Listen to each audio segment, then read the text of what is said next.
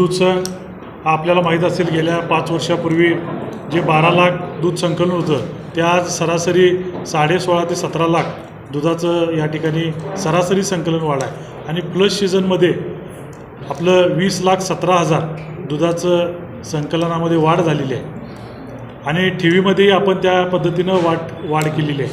जे 250 कोटी रुपयाच्या ठेवी होत्या 5 वर्षामागं आज 594 कोटी रुपयाच्या ठेवी या गोकुळ दूध संघानं ठेवण्यासाठी आम्ही सर्व संचालक मंडळ त्या ठिकाणी यशस्वी झालेलं आहे.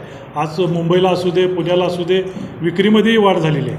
आज मुंबईमध्ये आपण 9.5 ते 10 लाख दुधाची विक्री त्या ठिकाणी करतो आहे.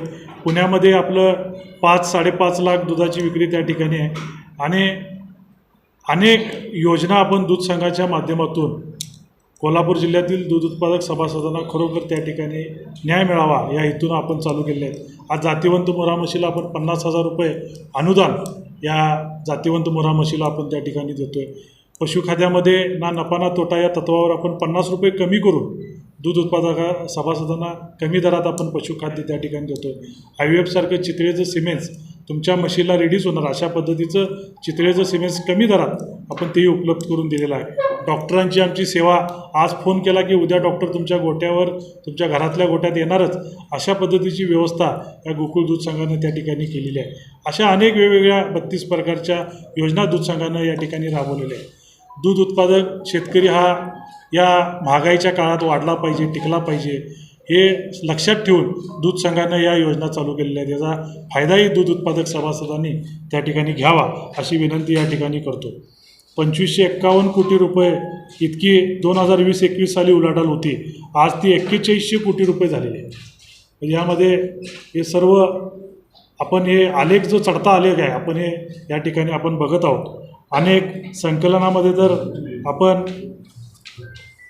4,98,000 इतकी वाढ केलेली आहे. म्हणजे 12,22,000 होतं ते आता 16,97,000 म्हणजे 17 लाखापर्यंत ते आता या ठिकाणी पोहोचलेलं आहे. मग त्यामध्येही 4 लाखाची सरासरी वाढ आहे आणि प्लस सीझनमध्ये तर 20 लाखाचा टप्पा आपण पूर्ण केलेला आहे.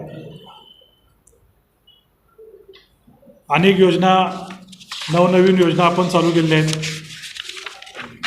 डिबेंचरच्या माध्यमातून पण आपण आणि बोनसच्या माध्यमातून गोकुळ दूध संघानं कुठलाही दूध संघ एवढा बोनस देत नाही या दूध संघानं आपण या गेल्या वर्षी त्या ठिकाणी दिलेला आहे. आज नवी मुंबई येथे आपण अनेक नवनवीन आपल्याला पुढं आव्हान आहे. नवी मुंबईमध्ये विस्तार करणे कारण की तिथं रोज दुधाची मागणी वाढत आहे. सोलापूर करमाळा इथं आपण 6.5 मेगावॅट क्षमतेचा सौर ऊर्जा प्रकल्प त्या ठिकाणी आपण राबवला. त्यामधून 6 कोटी वीज खर्चाची बचत त्या ठिकाणी आपली होते.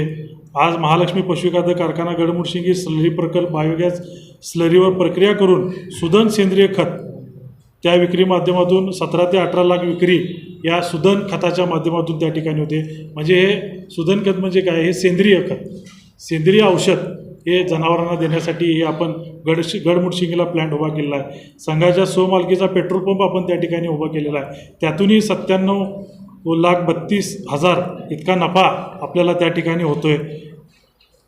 गडमुडशिंगी पशुखाद्यामध्ये 325 KW क्षमतेचा सौर ऊर्जा प्रकल्प आपण त्या ठिकाणी राबवलेला आहे. त्यातून 40 लाख विजाची बचत त्या ठिकाणी होते आणि बिदरी चिलिंग सेंटर येथे रेफ्रिजरेशन एक्सपान्शन करून 26 लाख बचत दूध हाताळणीमध्ये आपण क्षमतेत वाढ करून त्या ठिकाणी केलेली आहे. आणि वाशीमध्ये नवी मुंबई येथे रेफ्रिजरेशन अपग्रेडेशन करून त्यामध्येही 60 लाख बचत आपण त्याच्या माध्यमातून केले आहे. तसेच अनेक नवीन उत्पादने आपण बाजारात आणले आहेत. फ्लेवर्ड मिल्क असू दे गुलाबजाम असू दे चीज असू दे किंवा पेढा असू दे आईस्क्रीम परवा आपण लॉन्च केलेलं आईस्क्रीम असू दे अशा नवनवीन आपण बाय प्रोडक्ट आणून हे ग्राहकांच्या पसंतीला उतरण्याचा प्रयत्न गोकुळ दूध संघाने या ठिकाणी केलेला आहे. आज मुंबई आणि पुण्यामध्ये शक्ती तोंड दूध आपण त्या ठिकाणी लॉन्च करून आपण त्यामध्ये 50,000 ते 60,000 विक्री त्यामध्ये आपली सफलता त्या ठिकाणी झालेली आहे. मुंबईच्या सिद्धिविनायक मंदिरात तर आपण 280 मेट्रिक टन तुपाचा पुरवठा त्या ठिकाणी आपला सुरू आहे. पुणे मुंबई येथे डी मार्ट असू दे रिलायन्स मार्ट असू दे या ठिकाणी आपलं दूध ग्राहकाच्यासाठी आपण उपलब्ध करून दिलेला आहे. अशा अनेक योजना गोकुळ दूध संघाच्या माध्यमातून आपण राबवत आलो. या दूध संघाच्या वाढीसाठी कैलासवासी आनंदराव पाटील चोयेकर साहेबांचं जे स्वप्न होतं की हा दूध संघ वाढला पाहिजे, टिकला पाहिजे, ही आपली कोल्हापूर जिल्ह्याची मातृसंस्था आहे, ही वाढली पाहिजे. ग्रामीण भागातील दूध हा शहरी भागात गेला पाहिजे, शहरी भागातील पैसा हा ग्रामीण भागात आला पाहिजे. या साध्य हेतून या दूध संघाची स्थापना केली होती. आज तिचं वटवृक्षामध्ये रूपांतर झालेलं आहे. असेच तुमचा आशीर्वाद दूध उत्पादक सभासदांचं पाठबळ या दूध संघाच्या पाठीमागं असंच उभं राहू दे अशी विनंती तुमच्या माध्यमातून मी